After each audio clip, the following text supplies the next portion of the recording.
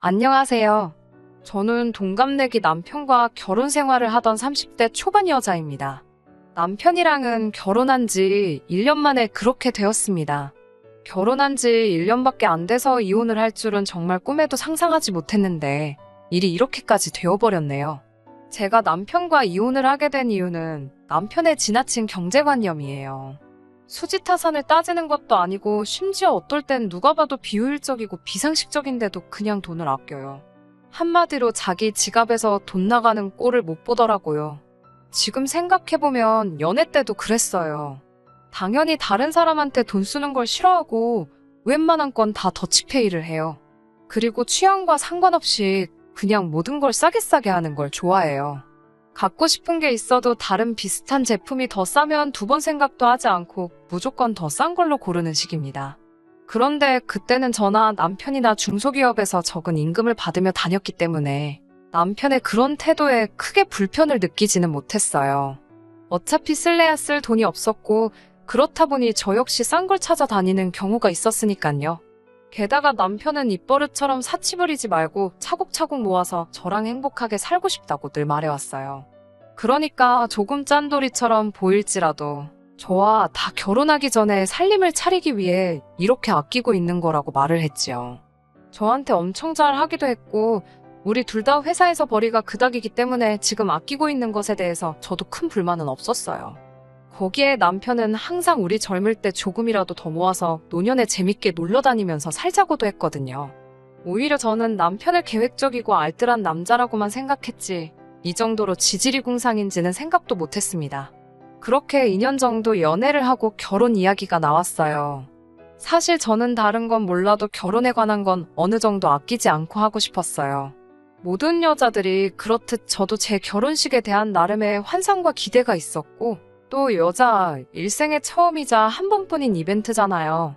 하지만 남편은 그거 다 허례허식이라며 어떻게 그날 하루에 돈을 그렇게 털어먹을 수 있겠냐고 그냥 제가 좀 포기해서 쓸데없이 돈 낭비하지 말고 아꼈다가 나중에 편하게 살자며 저를 설득할 들더라고요. 보다 못한 친정어머니가 보태주신다고 해도 남편은 그마저 극구사양하며 아끼자고 고집을 부렸고요. 결국 친정어머니가 남편 몰래 보태주신 돈으로 그나마 드레스하고 메이크업은 제 취향대로 할 수 있었어요.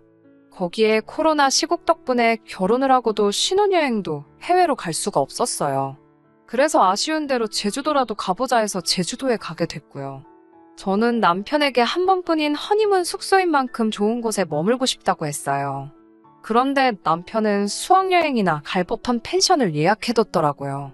펜션이라고 세련되고 분위기 낼 만한 곳이 많았는데도 정말 어디 단체에서 단체 여행을 올 만한 곳으로 골라놨더라고요.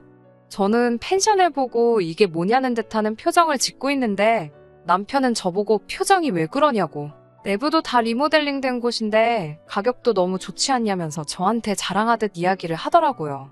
제가 분명히 좋은 곳에서 머물고 싶다고 하지 않았냐 하자 어차피 잠만 자는 곳인데 그런 데다가 뭐하러 돈 낭비를 하냐고 하더라고요. 분노한 제가 위약금을 내가며 취소하고 호텔을 예약했습니다. 하지만 남편은 제가 자기가 고른 곳을 취소했다는 사실보다 그 위약금 몇 푼에 화가 나 있더라고요. 여행지 내내 돈 아껴야 된다면서 밥도 제 거만 시키게 하고 한 사람 앞에 하나 시켜야 하는 곳에서는 자기는 안 먹을 테니 밖에서 기다리겠다고 저 혼자서만 먹으라고까지 했어요. 애도 아니고 여행지에서 내내 그런 식으로 땡깡을 부리고 있으니 아무리 어쩔 수 없이 온 제주도라지만 신혼여행이나 다름없는 여행이었는데 그렇게 신혼여행을 망치고 말았습니다. 그리고 얼마 지나지 않아 저는 회사를 관두고 작은 사업을 시작했어요. 당연히 남편은 당장 제가 수입이 줄어들 수도 있다는 생각에 반대를 했고요. 하지만 결혼할 때 친정어머니께서 보유 중인 부동산이 있어 그 집에 전세로 저희가 완전히 자리 잡을 때까지 무상임대를 해주신 게 있기 때문에 어쩔 수 없었는지 며칠 궁시렁대다가 금방 포기하더라고요. 새로 사업을 시작하다 보니 이래저래 어쩔 수 없이 발생하는 비용들이 있었습니다. 때로는 일 때문에 만난 사람에게 식사라도 대접해야 하는 경우도 종종 있었고요. 그래도 접대용 식사인데 남편하고 연애할 때처럼 맨날 국밥이나 분식을 먹을 수는 없지 않나요? 그렇다 보니 때로는 식사에 10만 원 정도 지출할 때도 있었습니다. 그런데 그러면 남편이 질색팔색을 하면서 저를 사치나 부리는 여자로 취급을 해요. 제가 남편이 벌어온 돈으로 그러는 것도 아니고 제가 직장 생활하면서 꼬박 모아온 돈을 사업자금으로 쓰고 있는 거고 사업을 운영하면서 비용 처리가 가능한 부분인데도 그 돈이 결국 벌돈에서 나가는 거 아니냐는 식으로 사업으로 쓰는 돈도 자기가 원하는 대로 다루려고 했어요. 남편이 이렇게 아끼는데 급급한 데는 남편 나름의 사연이 있기는 해요. 연애할 때는 전혀 몰랐는데 결혼 후 시모가 말하길 남편이 어렸을 때 시댁이 정말 힘들었다고 하더라고요. 장남이었던 남편은 돈을 아껴 쓰는 걸 습관화할 수밖에 없었고 그러다 보니 지금도 금액이 조금만 커지면 엄청난 죄책감을 느낀다고요. 그래서 남편과 돈 문제로 부딪힐 때마다 답답하고 결혼 후에는 재산이 공동의 재산이 되었으니 무슨 일이 있을 때마다 사사건건이 부딪혀야 한다는 생각을 하니 걱정이 태산이었어요.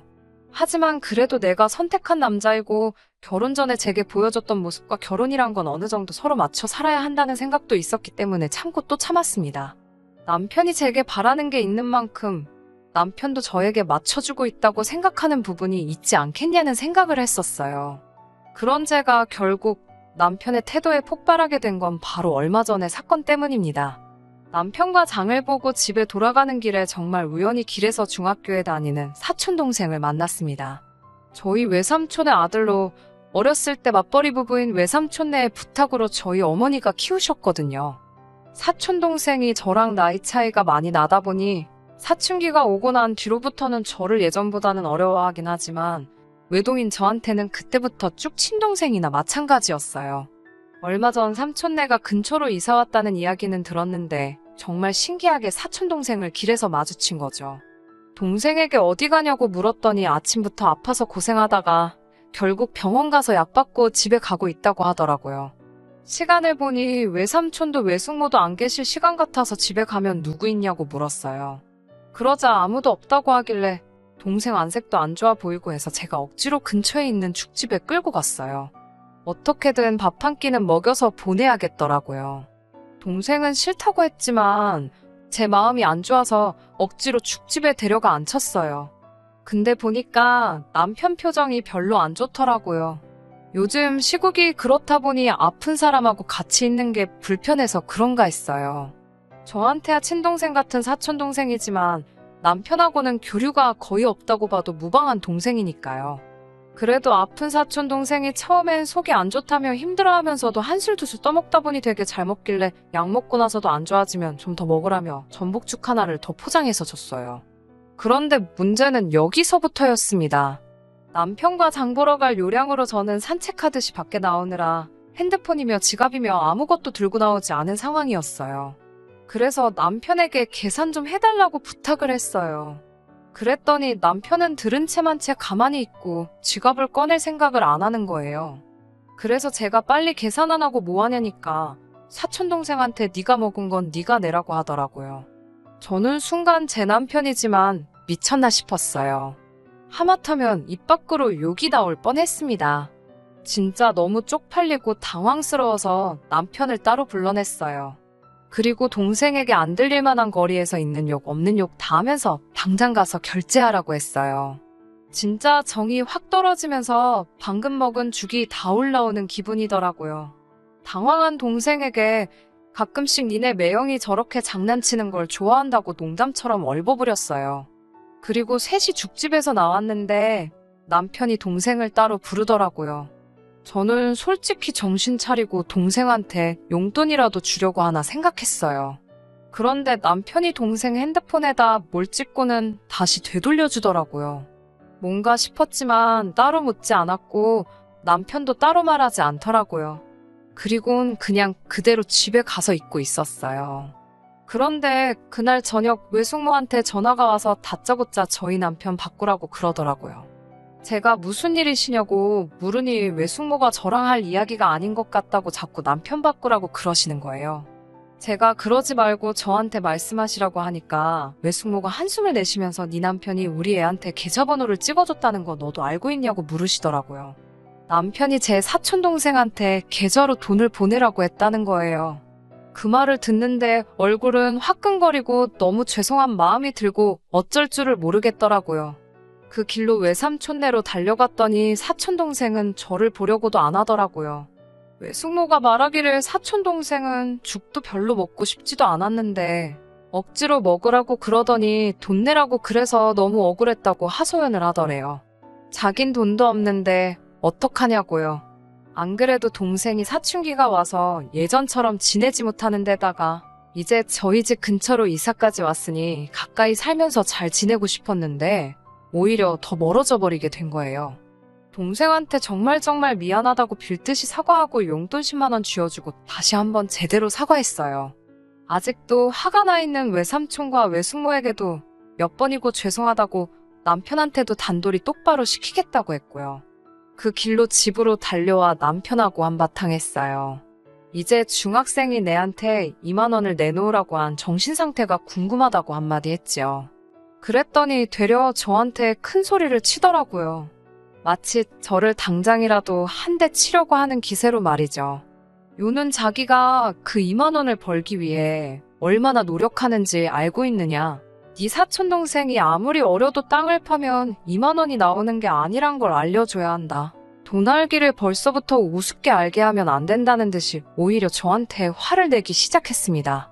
그래도 제 눈에서 전에 없던 분노를 읽은 건지 제가 아무 말도 안 하고 노려보고만 있으니 자기는 더 할 이야기가 없으니 이제 그만하라고 말하고는 혼자 방으로 들어가더라고요. 밤새 정말 혼자서 엄청 오랜 시간 고민을 했습니다. 이렇게 저렇게 생각을 해봐도 이 남자가 좋은 연애 상대여서 결혼을 결심하긴 했지만 이 사람하고는 더 이상은 못 살겠다는 생각을 했습니다. 친척들이 저를 어떻게 생각할지 사실 상상도 하기 싫었어요. 너무 수치스럽고 쪽팔려서요. 자라오면서도 늘 친척들에게 똑 부러진다. 다른 사람은 몰라도 저만큼은 앞날이 걱정이 되지 않는다. 이런 이야기를 듣고 자라왔는데 말이에요. 솔직히 그때 기분에는 이혼까지 생각했습니다. 하지만 그렇게 쉽게 결정하지 못하겠는 상황에 남편이 제발 서로 새 삶을 찾자는 것 마냥 알아서 쐐기를 박아주더라고요. 얼마 전이 신우의 생일이었습니다. 결혼 첫 해라 신우 생일인지도 몰랐어요. 남편이 전화로 여동생 생일이니까 괜찮은 밥집 좀 찾아 예약을 해달라고 하더군요. 제 사촌동생과의 일만 없었다면 저도 크게 의미를 두지 않았을 거예요. 하지만 그런 일이 있던 이후인지라 좋은 생각은 들지 않고 또 자기 동생 생일이라고 괜찮은 밥집을 예약하라는 말이 곱게 들리지만은 않더라고요. 아마 이때 마음을 굳혔던 것 같아요. 남편의 반응을 보기 위해 제가 예약할 수 있는 선에서 가장 비싼 일식집을 찾아 예약을 했습니다. 인당 20만 원이 넘었고 앉은 자리에서 한 잔에 만 원은 우스운 주류까지 같이 주문해야 하는 곳이었어요. 남편은 계산할 때까지 가격을 몰랐으니 그냥 초밥집에 온 줄 알고 있었고요. 신우와 시어머니가 예약한 일식집에 도착을 했어요. 이미 인터넷으로도 유명한 곳이었기 때문에 신우는 벌써부터 눈이 휘둥그레져서는 엄청 기대한 듯이 보이더라고요. 이런 데를 다 데려왔냐고 하면서 그때서야 가격이 얼마인지 들었어요. 남편은 가격에 놀라 적잖이 당황한 듯 보였지만 어차피 예약 취소도 불가능하고 그냥 갔다가 한 예약 취소금만 음식값만큼 지불을 해야 한다는 설명을 듣고 자리에 앉더군요. 한 사람 앞에 하나씩 맛깔난 음식들이 나오니까 저도 계획이 있어 간 곳이지만 기분은 나더라고요. 신우도 신이 나서 음식 하나 나올 때마다 먹을 생각은 안 하고 사진 찍는 데에만 여념이 없었어요. 시어머니도 좋아하시고 하니 남편은 꽤나 으쓱해 하더라고요. 그리고 계산할 때가 되었습니다. 잘 먹었다고 말하고 나가려던 신우와 시어머니에게 어딜 나가냐고 각자 대신 건 계산해야지 않겠냐고 두 사람을 불러세웠어요. 두 사람은 적잖이 당황했지만 그 두 사람보다 더 당황한 건 남편이었습니다. 저는 제 카드로 제 몫을 따로 계산했습니다. 남편은 기분 낸다고 술을 몇 잔이나 마셔서 30만 원이 넘게 나왔고 시어머니와 신우도 스스로 계산하기는 부담스러울 정도로 적당히 많은 금액이 나왔어요. 게다가 남편은 평소에 아낀다고 현금도 하나도 들고 다니지 않고 카드마저도 한도를 50만 원으로 설정을 해뒀기 때문에 두 사람 걸 계산해줄 여력이 안 되는 걸 저는 이미 알고 있었어요. 거기에 하늘이 도운 건지 남편이 일단 자기 몫이라도 계산하려고 했는데 카드가 이미 한도 초과가 되어 거절을 당하더라고요. 남편도 가게 안에서 체면 세운다고 저한테 화 한 번 내지 않고 있다가 이젠 도무지 방법이 없을 것 같으니 저에게 화를 내더라고요. 보다 못한 시어머니가 본인이 자기들 건 전부 낸다고 하시기에 남편이 저에게 말해준 것 그대로 말해줬습니다. 2만 원도 땅을 파서 나오는 게 아닌데 그 10배가 넘는 돈을 왜 내주시냐고요. 신우도 이제 대학교 졸업할 때가 다 되어가니 돈 귀한 줄 알아야 하고 남의 돈 쓰는 게 쉬운 게 아니란 걸 알려줘야 한다고 말씀드렸죠. 절대로 계산해 주시면 안 된다고 제가 완강하게 버티니 결국 시어머니는 본인 것만 계산하고 신우도 울상이 되어서는 자기 카드로 계산을 했어요. 대학생이니 돈이 아예 없는 건 아니었지만 식사 한 끼에 그 정도 돈을 썼다면 신우한테는 엄청난 타격이었을 거예요. 두 사람은 기분이 나빴던 건지 자기들 계산이 끝나고 가게 밖으로 나가버렸습니다. 남편만 계산을 못하고 있는 상황이었어요. 이러지도 저러지도 못하니 기세 좋게 화를 내던 남편도 나중에는 저한테 돈 좀 내달라고 빌더라고요. 저는 제 거 냈으니까 너 거는 너가 알아서 하라고 하고 집으로 돌아왔어요. 결국 남편은 근처에 있는 은행 ATM기까지 뛰어가서 자기 돈을 찾아와 계산을 했는가 봐요. 제가 집에 돌아오고 얼마 지나지 않아서 따라 들어오더라고요. 얼굴은 시뻘게 져서 씩씩대고 있는 꼴을 보니 속이 참 후련했어요. 남편은 대번에 저한테 그게 뭐하는 짓이냐며 화를 내기 시작했습니다. 저는 그게 뭐가 어떠냐면서 아무렇지도 않게 받아쳤지요. 어떻게 자기 가족들 앞에서 자기를 그렇게 쪽을 줄 수 있냐며 화를 내더라고요. 지난번 제 사촌 동생 일과 다른 게 뭐냐 따졌더니 사촌하고 가족하고 같을 수가 있냐며 자기가 뭘 잘못했는지는 끝까지 생각하지 않고 저에게 소리만 지르고 있었어요. 검소한 것도 잔돌이인 것도 최대한 이해하려고 해봤지만 또 자기 가족 얽힌 일에선 이렇게 내로남불까지 하는 사람이라고는 생각도 못했습니다. 일관적이게 짠돌이 짓을 할 거면 자기 체면이 어떻든 간에 제가 그 자리에서 시어머니와 신우에게 본인 몫을 각자 지불하라고 했을 때 그렇게 하라고 거들었을 테죠. 그런데 자기 가족이 먹는 밥은 얼마가 되었든 자기가 지불할 용의가 있다고 우기는 거 아닌가요? 물론 그 금액이 비싼 건 여전히 아까워하겠지만요. 여기서 더 남편과 실갱이하면서 서로 소리쳐 싸워봤자 감정만 상할 뿐이란 걸 알고 있었어요. 애초에 원초적인 해결이 필요했던 거죠. 그렇게 좋아하는 돈 이제 혼자서 벌고 쓰고 알아서 맘대로 하라고 했지요. 그랬더니 말귀는 또 못 알아듣고 하는 말이 갑자기 왜 그러냐고, 혹시 제가 하는 사업이 잘 안 돼서 그러는 거냐고 하더라고요. 그저 돈 이야기 앞에는 저렇게 민감해져서 앞으로 이 남자와는 어떻게 행복할 틈이 없을 것 같다는 확신이 들었습니다. 이혼하자고 단도직입적으로 말을 해주니 그제서야 그러지 말라고 빌더라고요. 아까 혼내던 모습은 온데간데 없고 울먹이기까지 했습니다. 남편에게 나랑 결혼은 왜 했냐고 했더니 신혼부부로 살면 대출도 싸게 나오고 여러 가지 혜택이 좋지 않냐고 하더라고요. 그 와중에도 저를 사랑해서 결혼한 거라는 대답을 듣고 앞으로 잘해보자고 하려던 제가 다 한심해지더라고요. 그래서 결국 남편과는 이혼하게 되었습니다. 집이야 친정어머니 집에 무상으로 살고 있었으니 아무 문제가 없었고 혼인기간이 짧다 보니 분할할 재산도 없었습니다. 처음에는 그나마도 잘못했다고 사과를 하기는 했지만 나중에도 제가 마음을 굽히질 않으니 이혼 비용에 돈을 아끼고 싶었는지 순순히 합의를 해주더군요. 그나마 둘 사이에 아이가 없던 게 다행인 것 같네요. 회사는 그만뒀지만 사업이 어느 정도 자리를 잡고 있어서 이혼을 한다고 하더라도 당장 제 자신 하나는 건사할 수 있겠다 싶습니다. 검소한 것과 짠돌이는 종이 한 장 차이입니다. 사람을 자세히 파악하지 못한 제 자신도 있지만 정말 저 같은 사건을 겪기 전까지는 알 수 없기도 하겠지요. 제가 사람을 잘못 본 거기는 하지만 연애할 때 감정 때문에 단점을 장점으로 받아들이시는 분이 없으면 참 좋겠네요. 그래도 거지 같은 남편을 떠나 다시 새 출발하게 되었으니 사연 들어주신 분들께 감사드리고 저한테 앞으로 좋은 일 생길 거라 응원의 메시지 한번 보내주시면 참 감사하겠습니다. 이만 사연 마치도록 하겠습니다. 끝까지 들어주셔서 감사합니다. 오늘의 사연은 여기까지입니다.